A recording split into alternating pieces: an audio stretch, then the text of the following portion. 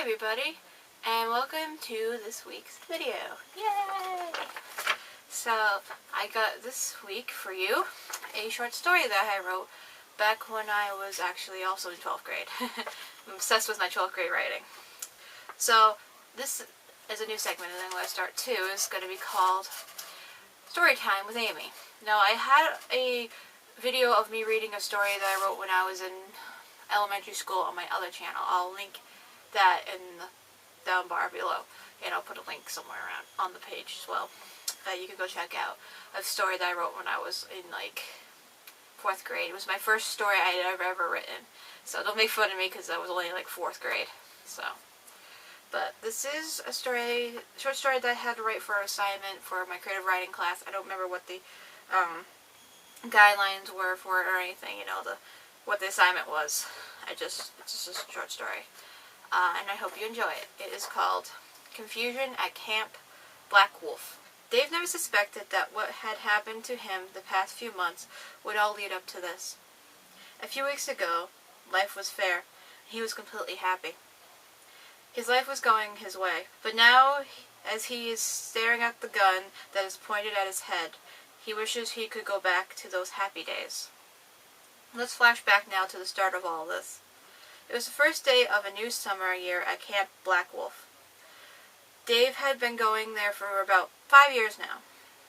But over those years, he had never met a girl like her. She had sweet hazel eyes and gorgeous dark brown hair.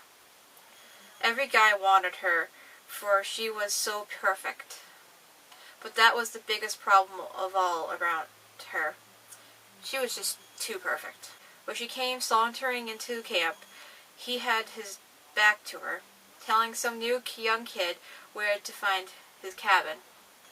She came up to him and asked, "Excuse me, do you know where the new female counselors check in?"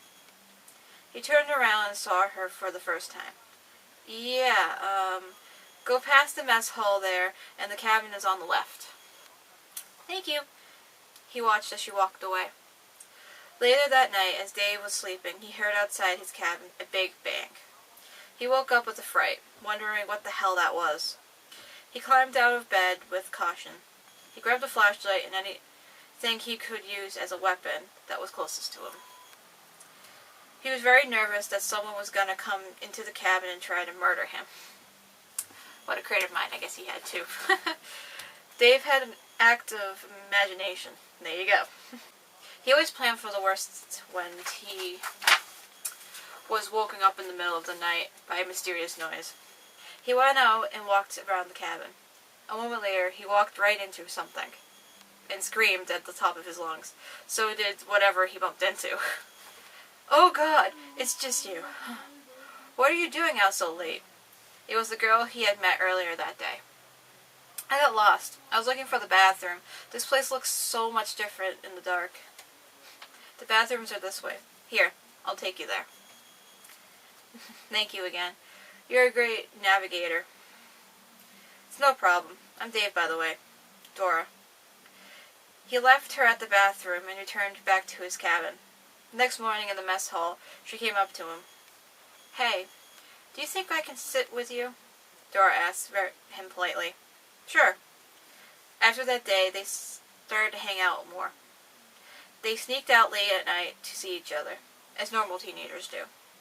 But as time does fly every summer, their time had to come to an end. They exchanged each other's info and gave each other one last goodbye hug. But because time was so short, neither had any time to write or call. About 3 months into the school year, David started to forget about his old friend. One day would soon change it. "Dave!" He heard someone yell down the hall. He turned around, surprised to see Dora standing behind him. "Dora! What are you doing here?" he asked, with a confused look on his face. "My parents got transferred here. Isn't that great?" "Yeah, that's excellent." After school they got caught up, and then he drove her home. She invited him up to her new apartment. When they got up there wasn't anyone home. "Dora, where are your parents?" "I don't know. Probably at work." "Now come here, baby." "Dora, no, stop it. Okay, I don't feel comfortable being here without your parents home." "I gotta go." "Oh, come on, Dave. Don't be such a chicken. No, Dora. See you at school. He made great haste out of the apartment. He didn't talk or see to Dora for a couple of months. Then one day she came up to him. Dave, I am really sorry for what happened. I should have never pushed you that far. It's okay. Let's just start over, and this time, take it slower. She agreed. He started to enjoy her company. His friends all loved her, and she brought a smile to his face all the time.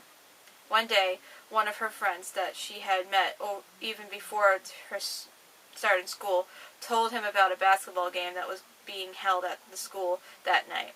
And of course, he was not one to miss them. That night he showed up, but the gym was completely empty. Before he could even think to himself, he was hit from behind and blacked out. When he woke, he was tied up to a bleacher that was folded up. What? He said to himself. He noticed two shady guys standing in front of him. Who are you? He was able to mutter out. Who am I? Who are you? I am the only one who gets to ask the questions around here. Got it? At that point, the shady guy who back-talked him pulled out a gun and shoved it in his face. As you figure out, this is where we began.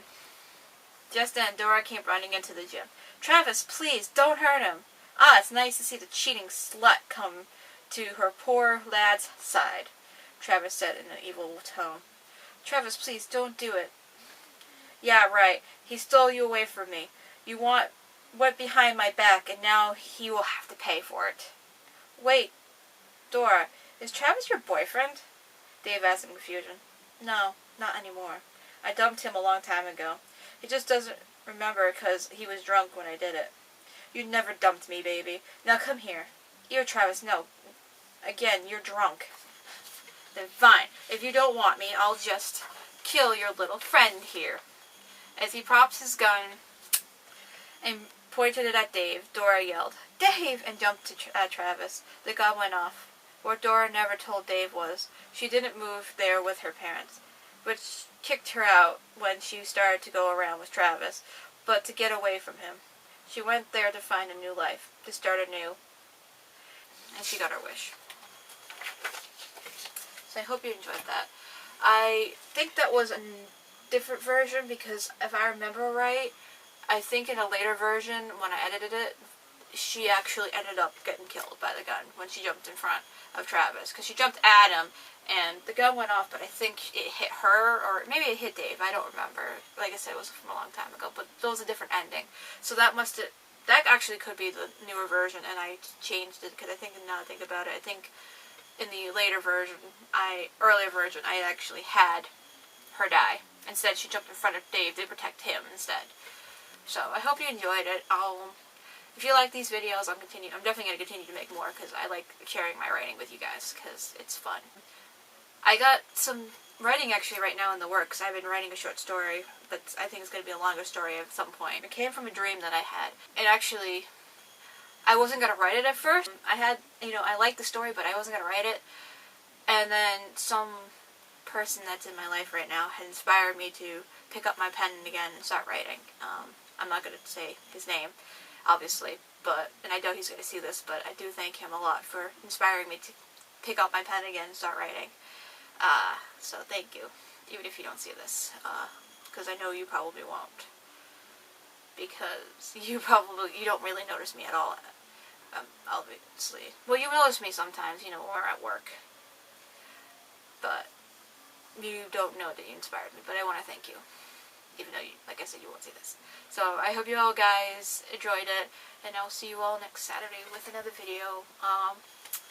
I don't know what it's going to be, because I'm not planning this far ahead.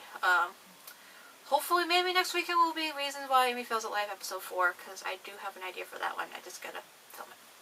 So I'll see you next weekend.